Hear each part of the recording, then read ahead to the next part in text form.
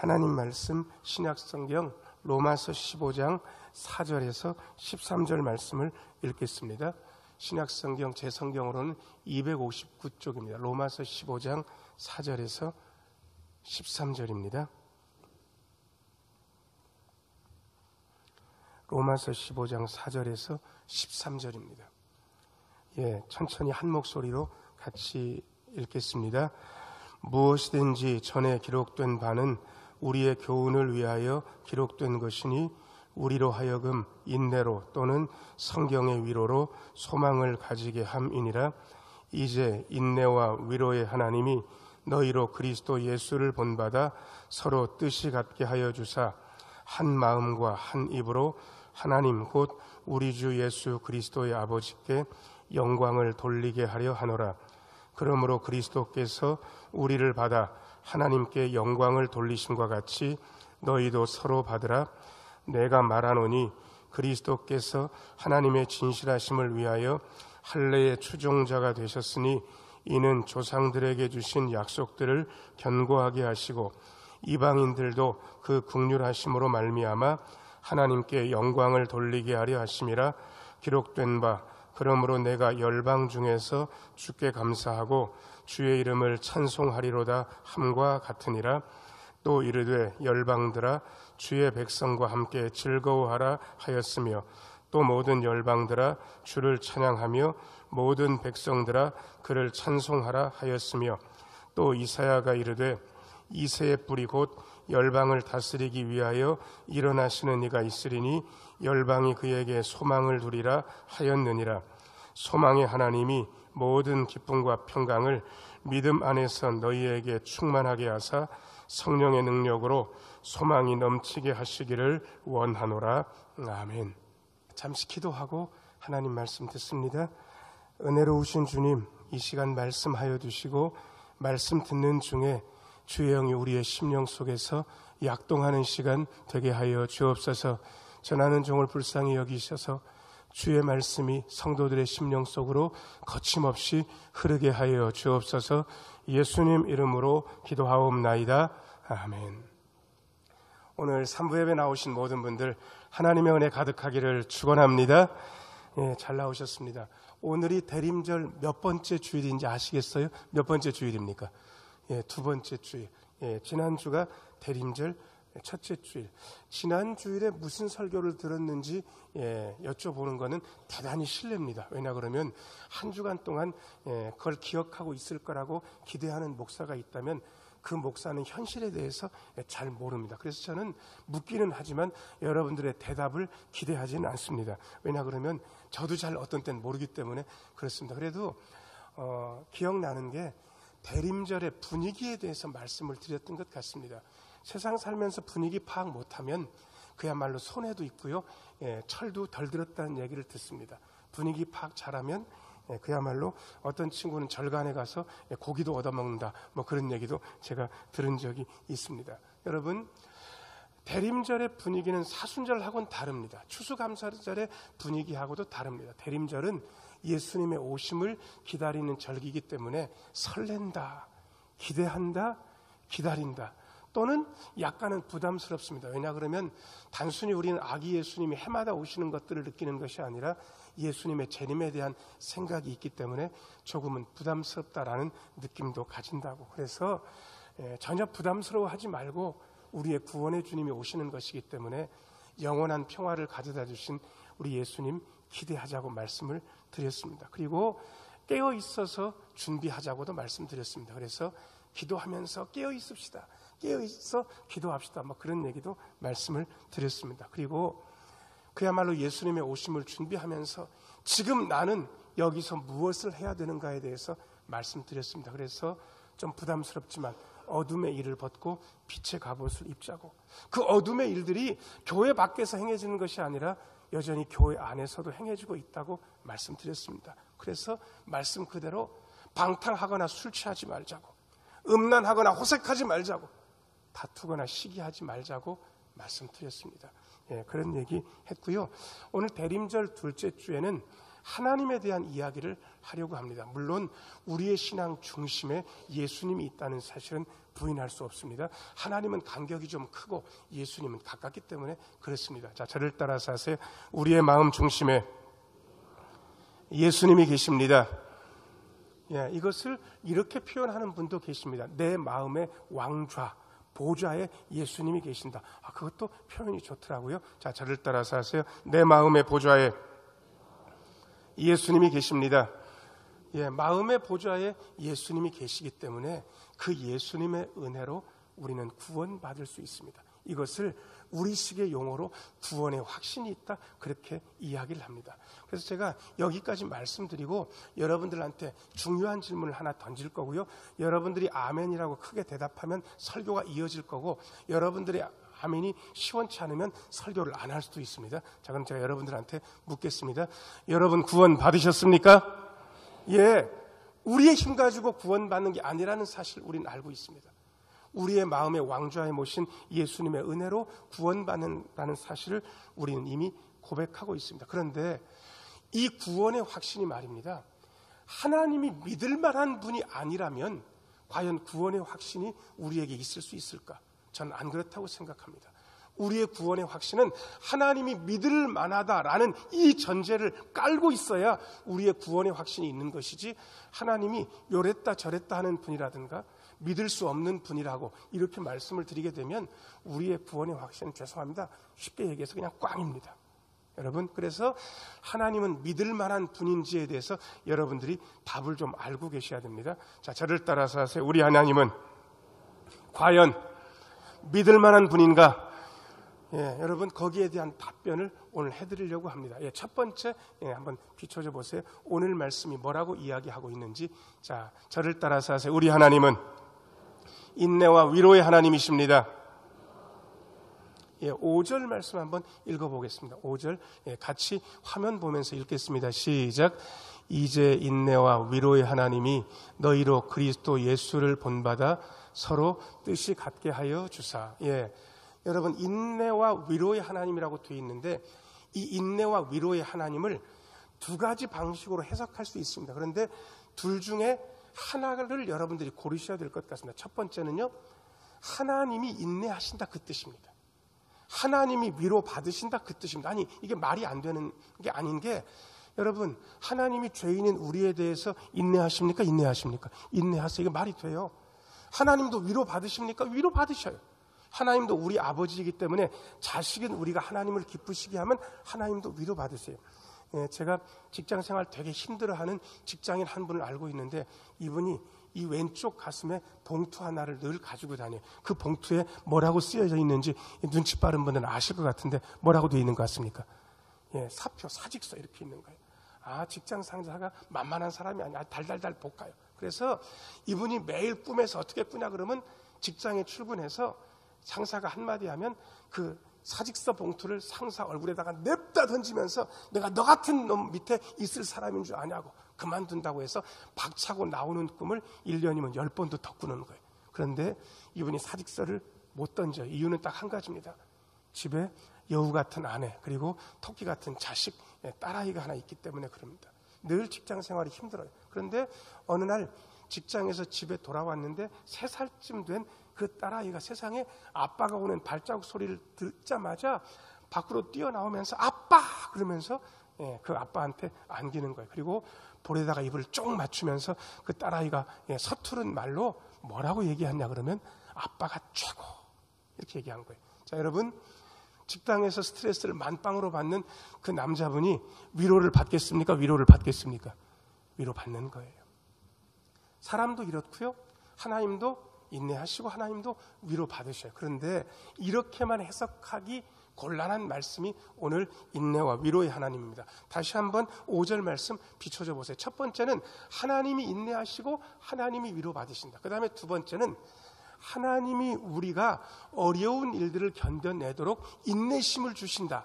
하나님이 인내하시는 게 아니고 우리에게 인내심을 주신다. 그 다음에 하나님이 위로받는 것이 아니라 우리를 위로하신다. 이렇게 새길 수도 있습니다. 자, 1번과 2번 중에 여러분들이 골라야 될 게 몇 번이 정답일 것 같습니까? 제가 막 힌트를 드리고 있는데, 자, 몇 번이 정답입니까? 1번이라고 얘기하는 분들은 맞긴 맞는데 지금 이 맥락에서는 아닙니다. 자, 저를 따라서 하세요. 우리 하나님이 인내심을 주십니다. 우리 하나님이 위로하십니다. 그냥 이렇게만 해도 설교는 그냥 대충 흘러가요. 그런데 오늘 말씀은 여기에서 설교를 못 맺게 하고 있습니다.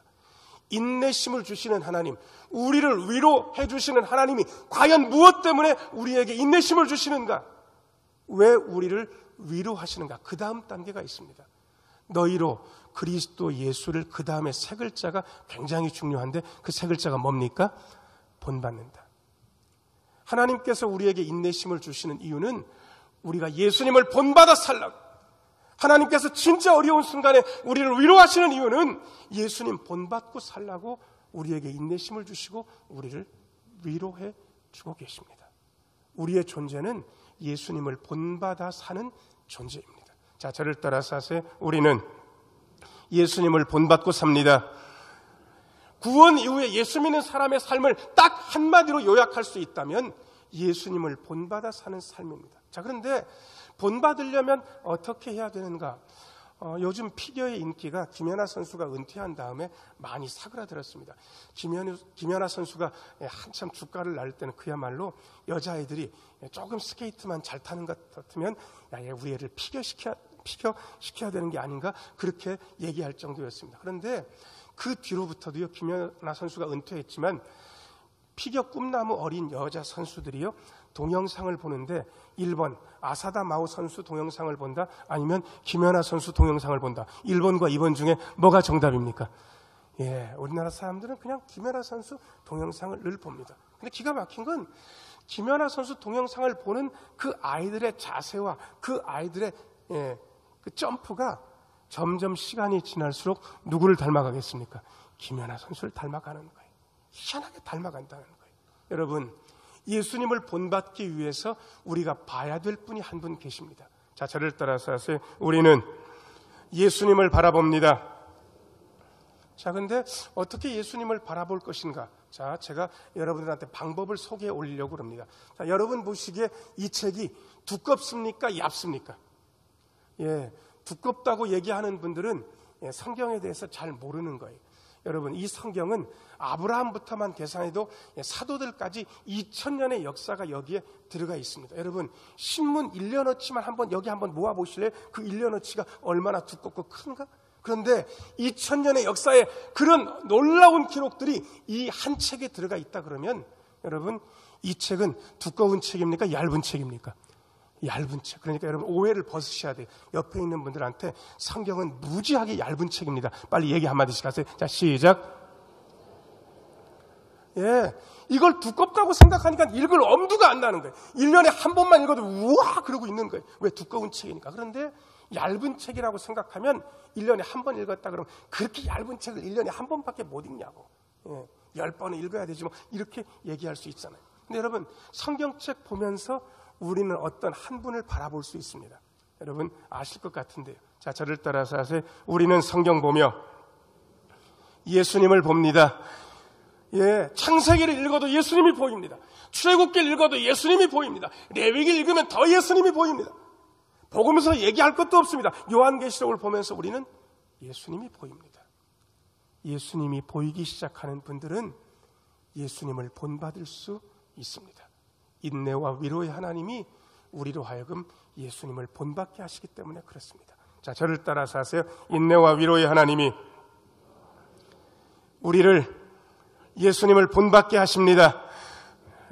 우리가 예수님을 본받을 수 있도록 인내와 위로의 하나님께서 우리로 하여금 예수님을 바라보고 예수님을 본받게 하시는 거예요. 그런데 예수님을 본받고 나면 5절 말씀 비춰줘 보세요. 5절 말씀. 예수님을 본받아 그 다음에 서로 증상이 일어나는데 예수님을 본받으면 뭐가 같아집니까? 뜻이 같아지는 거예요. 이거 되게 어려운 얘기거든요. 10인 10색, 100인 100색. 사람들은 다 뜻이 다릅니다. 자, 옆에 있는 분 얼굴 한번 보세요. 앞뒤로도 얼굴 한번 보세요. 나랑 뜻이 같게 생겼습니까? 뜻이 완전 다르게 생겼습니까? 예, 부부지간에도 뜻이 엄청 다른 걸 제가 많이 경험합니다. 여러분, 뜻은 달라요. 그런데 뜻이 같을 수 있는 방법, 서로 예수님을 본받으면 뜻이 같게 됩니다. 자, 저를 따라서 하세요. 예수님을 본받으면 뜻이 같아집니다. 예, 뜻이 같으니까 그 다음에 하나 되는 게 있는 거예요. 6절 말씀 비춰줘 보세요. 예, 6절 말씀. 뜻이 같으니까 뭐가 먼저 하나 되는지 아세요? 마음이 하나 되는 거예요. 마음이. 그리스도 예수를 본받으면 뜻이 같아지고 마음이 하나가 되고, 마음이 하나가 됐기 때문에 한 입으로 말하는 것처럼 말할 수 있어요. 그리고 목표도 같아집니다. 우리의 목표가 뭔가? 하나님 아버지께 영광을 돌리는 게 우리의 목표입니다. 예수님을 본받으면 차근차근 일어난 일, 결국 하나님 아버지께 영광을 돌리게 됩니다. 자, 저를 따라서 하세요. 예수님을 본받으면 하나님 아버지께 영광을 돌리게 됩니다. 예, 인내와 위로의 하나님이 이렇게 하신다고요. 그럼 제가 여러분들한테 묻겠습니다. 인내와 위로의 하나님이 요즘, 옛날부터도 그러셨던 것 같긴 한데 어디 계십니까? 어디 계십니까? 제가 지금 힌트를 드리고 있습니다. 자, 인내와 위로의 하나님이 지금은 어디에 계십니까? 예, 그냥 내 안에 이렇게 얘기하자고요. 자, 저를 따라서 하세요. 인내와 위로의 하나님이 내 안에 계십니다. 여러분 안에 계십니다. 제 안에 계십니다. 그러면서 예수님을 본받고 뜻이 같게 하여 주시고 한 마음과 한 입으로 주님을 섬기면서 하나님을 영화롭게 합니다. 인내와 위로의 하나님이 그 사역 하십니다. 자, 그 다음에 두 번째, 우리 하나님은 어떤 분인가? 자, 저를 따라서 하세요. 우리 하나님은 진실하신 하나님이십니다. 예, 8절 읽겠습니다. 8절 같이 읽겠습니다. 시작. 내가 말하노니 그리스도께서 하나님의 진실하심을 위하여 할례의 추종자가 되셨으니 이는 조상들에게 주신 약속들을 견고하게 하시고. 예, 그리스도께서 하나님의 진실하심을 위하여, 좀 어려운 말입니다. 뭐가 되셨다고 돼 있습니까? 할례의 추종자, 할례 받으셨다 뜻입니다. 할례는 요즘 우리 안 받지 않나?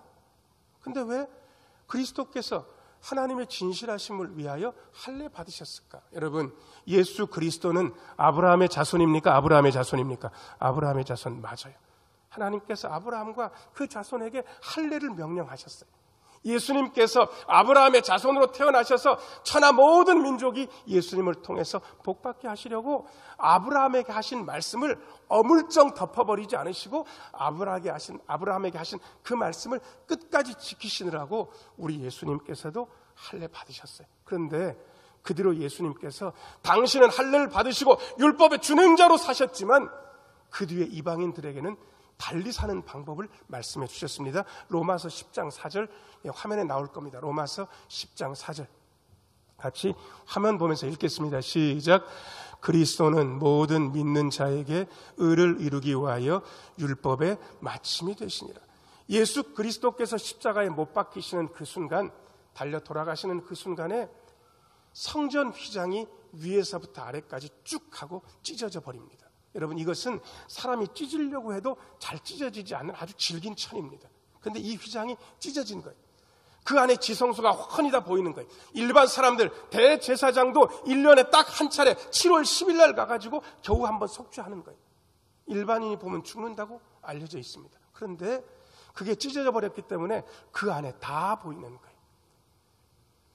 예수 그리스도께서 당신 율법을 지키시고 당신이 죽으심으로 말미암아 그 율법을 끝장내시고 율법을 마치셨어요. 그리고 그 뒤에는 율법 아래 허덕이지 말고 복음을 믿으면 새 사람이 된다고, 구원받는다고 복음의 길을 새롭게 열어주셨습니다. 여러분, 당신까지 지키시고 마감하신 거예요. 왜요?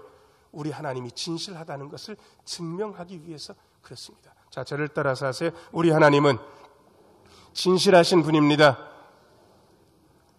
하나님께서 약속하시면 반드시 되게 하신다, 이 뜻입니다. 8절 말씀 다시 한번 비춰줘 보세요. 8절. 자, 맨 밑에 있는 줄만 같이 한번 읽어보겠습니다. 시작. 약속들을 견고하게 하시고. 여러분, 하나님의 약속은 반드시 이루어지고 믿을 수 있습니다. 자, 저를 따라서 하세요. 하나님의 약속은 반드시 이루어집니다.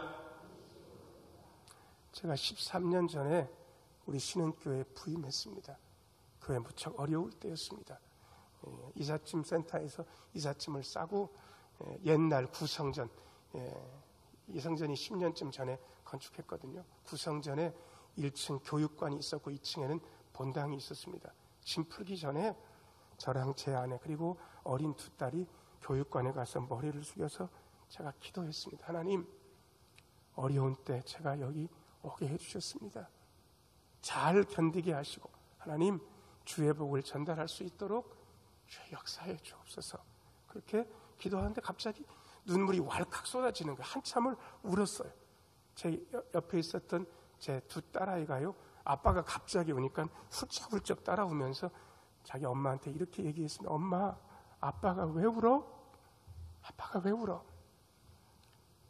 그 순간 저에게 하나님의 음성이 들렸습니다. 사랑하는 아들아, 내가 반드시 회복시킨다. 반드시 잘되게 한다. 반드시 더 잘되게 할 것이다 라는 음성을 들었습니다. 하나님께서 제게 말씀해 주셨고 그 약속은 폐하여지지 않고 지금도 여전히 견고합니다. 왜요? 우리 하나님은 진실하신 하나님, 약속을 반드시 지키시는 하나님이기 때문에 그렇습니다. 자, 저를 따라서 하세요. 우리 하나님은 반드시 약속을 지키십니다. 옆에 있는 분 얼굴 보시면서요, 우리 하나님은 반드시 약속을 지키십니다. 인사 한 번씩 하세요. 우리 하나님은 반드시 약속을 지키십니다. 예, 진실하신 하나님이시기 때문에 그렇습니다. 자, 여러분들한테 다시 묻겠습니다. 이 진실하신 하나님이 요즘은 어디에 계십니까? 예, 어디에 계십니까? 제가 아까 정답을 일러드렸는데 어디에 계십니까? 내 안에. 자, 저를 따라서 하세요. 진실하신 하나님이 내 안에 계십니다. 한 번만 더요. 진실하신 하나님이 우리 안에 계십니다. 예, 여러분 상황 때문에 하나님이 저기 있다 여기 있다 제발 그러지 좀 마세요. 내 사업이 잘 되면 내 안에 계신 것 같고 내 사업이 안 되면 저기 바깥에 계신 것 같다고 그렇게 착각하지 않으셨으면 좋겠습니다. 내가 건강하면 내 안에 계신 것 같고 내가 건강하지 못하면 저기 계신 것 같다고 그렇게 오해하지 않으셨으면 좋겠습니다. 진실하신 하나님이 내 안에, 제 안에, 여러분 안에 계십니다. 자, 그 다음에 세 번째, 우리 하나님이 어떤 분인가? 자, 저를 따라서 하세요. 우리 하나님은 소망의 하나님이십니다. 13절 말씀 읽겠습니다. 13절 같이 한번 읽겠습니다. 시작. 소망의 하나님이 모든 기쁨과 평강을 믿음 안에서 너희에게 충만하게 하사 성령의 능력으로 소망이 넘치게 하시기를 원하노라. 아멘. 제가 네 번째 줄까지 한번 혼자 읽어볼 테니까 정 목사가 잘 읽나 잘못 읽나 들어보세요. 요즘 제가 시력이 별로라 가지고 어떤 데 잘못 읽더라고요. 소망의 하나님이 모든 기쁨과 평강을 너희에게 충만하게 하사. 제가 잘 읽었습니까? 어디를 빼뜨리고 잘못 읽었습니까? 잘못됐어요? 어디를 빼뜨리고 잘못 읽었습니까? 믿음 안에서. 여러분, 기쁨과 평강, 이게 믿음 안에서 우리에게 주어지는 현실입니다. 자, 저를 따라서 하세요. 기쁨과 평강은 믿음 안에서만 있습니다. 예수를 믿으면서 기쁨이 가끔 사라질 때가 있습니다. 여러분 상황 때문에 그러시잖아요. 통장에 잔고가 자꾸 줄어요. 어떤 청년이 저한테 얘기를 하면서 목사님, 월급 통장에 월급이 스쳤다가 그냥 지나간대. 카드값으로 빠져가지고. 여러분 그야말로 현실적이죠. 그럴 때마다 속상한 거예요. 기쁨이 사라져요. 여러분 분명히 사업이 작년까지만 해도 괜찮았는데 올해 들어서 영 안 좋아요. 올해는 어찌어찌 견딜 것 같은데 내년 생각하니까 평강한 게 아니고 불안한 거예요. 여러분 왜 이분이 기쁨이 없습니까? 왜 이분이 평강이 없고 불안합니까? 여러분들은 기쁨이 없으면 기쁨이 없다는 사실, 평강이 없으면 평강이 없다는 사실에 너무 집중하는 거예요. 그런데 그게 아닙니다. 13절 다시 한번 비춰줘 보세요. 왜 기쁨과 평강이 없는가? 믿음이 흔들흔들하기 때문에 기쁨과 평강이 없는 거예요. 여러분, 여러분들의 믿음이 돌 하나 마음속에 간직하면 끝까지 가는 그런 믿음인 줄 아세요? 절대로 믿음은 그런 현실이 아닙니다. 여러분들의 믿음이 처음 시작했으면 그야말로 이런 식으로 이렇게 성장해 오셨습니까? 절대로 아닐걸요. 제가 여러분들의 믿음이 어떠한 형편에 있는지 제가 손으로 한번 그려봐 드릴게요. 제 손을 한번 보시면 여러분들이 100% 인정하실 거예요. 저의 믿음, 여러분들의 믿음은 이럴 겁니다.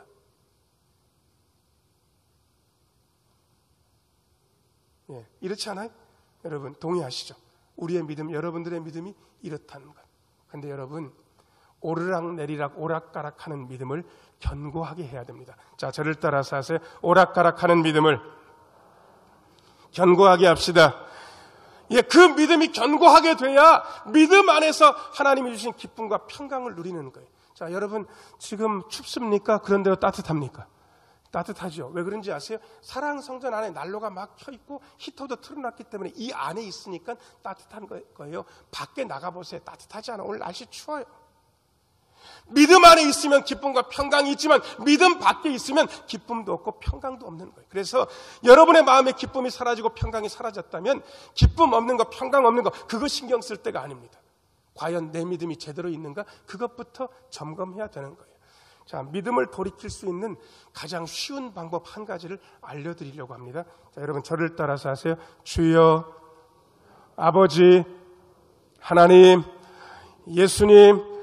예, 간절하게 여러분들이 부를 수 있을 것 같습니다. 그러면 글자가 많은 것보다 두 글자인 게 훨씬 더 나으니까 여러분들이 가장 간절함을 담아서 저하고 같이 주여 한번 해보실래요? 자, 시작. 주여. 예, 여러분 어떤 때 주여라고 외치십니까?